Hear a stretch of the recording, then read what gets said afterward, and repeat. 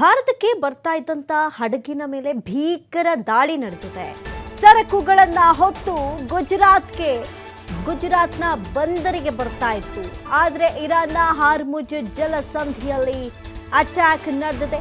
ಹಡಗಿನಲ್ಲಿದ್ದಂಥ 20 ಸಿಬ್ಬಂದಿಯನ್ನ ರಕ್ಷಣೆ ಮಾಡಿದ್ರೆ 3 ನಾಪತ್ತೆಯಾಗಿದ್ದಾರೆ. ಥಾಯ್ ಸರಕು ಹಡಗಿನ ಮೇಲೆ ನಡೆದಿರುವಂತಹ ಭೀಕರ ದಾಳಿ ಇದು. ಒಮನ್ನಿಂದ 11 ನಾಟಿಕಲ್ ಮೈಲು ದೂರದಲ್ಲಿ ನಡೆದಿರುವಂತಹ ಘಟನೆ ಇದು. ಈಗಾಗಲೇ ನಾವು ದಿನನಿತ್ಯ ಗಮನಿಸ್ತಾ ಇದ್ದೀವಿ, ಮಧ್ಯಪ್ರಾಚ್ಯ ಒಂದು ಕಡೆ ಯುದ್ಧಕ್ಕೆ ಆಹ್ವಾನ ಕೊಟ್ಟಂತಿದೆ. ಅಷ್ಟರ ಮಟ್ಟಿಗೆ ಯುದ್ಧಗಳು ನಿಲ್ತಾನೇ ಇಲ್ಲ.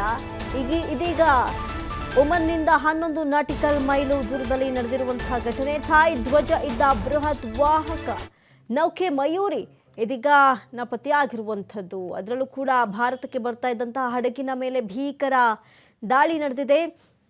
ಸರಕುಗಳನ್ನು ಹೊತ್ತು ಗುಜರಾತ್ ಬಂದರಿರುತ್ತಲ್ಲ ಅಲ್ಲಿಗೆ ಬರ್ತಾ ಇತ್ತು. ಆದರೆ ಇಂಥ ಸಂದರ್ಭದಲ್ಲಿ ದಾಳಿ ನಡೆದು ಹೋಗಿದೆ.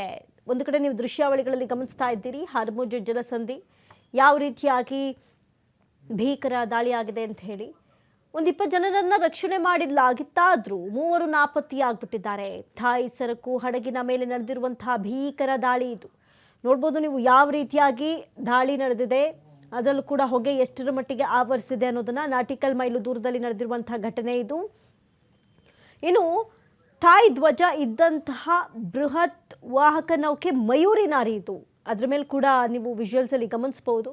ಥಾಯ್ ಸರಕು ಹಡಗಿನ ಮೇಲೆ ನಡೆದಿರುವಂತಹ ಭೀಕರ ದಾಳಿ ಇದೆ. ಒಂದು ಕಡೆ ಯುದ್ಧ ನಿಲ್ಲುವಂಥ ಲಕ್ಷಣಗಳಂತೂ ಗೋಚರಿಸ್ತಾ ಇಲ್ಲ, ಅದು ಹಾಗೇ ಕಂಟಿನ್ಯೂ ಆಗ್ತಾ ಇದೆ. ಇದೀಗ ಭಾರತಕ್ಕೆ ಬರ್ತಾ ಇದ್ದಂಥ ಹಡಗಿನ ಮೇಲೆ ಈ ಒಂದು ದಾಳಿ ನಡೆದಿರುವಂಥದ್ದು. ಯುದ್ಧದ ಎಫೆಕ್ಟ್ ಹೇಗೆಲ್ಲ ಇದೆ ನೋಡಿ. ಸರಕುಗಳನ್ನು ಹೊತ್ತು ಗುಜರಾತ್ನ ಬಂದರಿಗೆ ಬರ್ತಾ ಇತ್ತು. ಇಂಥದ್ದೊಂದು ಸಂದರ್ಭದಲ್ಲಿ ದಾಳಿಯನ್ನು ನಡೆಸಲಾಗಿದೆ. ಇರಾನ್ನ ಹಾರ್ಮುಜ್ ಜಲಸಂಧಿಯಲ್ಲಿ ಅಟ್ಯಾಕ್ ಮಾಡಲಾಗಿದೆ. ಹಡಗಿನಲ್ಲಿದ್ದಂಥ 20 ಮಂದಿ ರಕ್ಷಿಸಿದ್ರೆ ಇನ್ನು 3 ನಾಪತ್ತೆಯಾಗಿದ್ದಾರೆ ಎನ್ನುವಂಥ ಮಾಹಿತಿ ಸದ್ಯಕ್ಕೆ ಗೊತ್ತಾಗ್ತಾ ಇದೆ.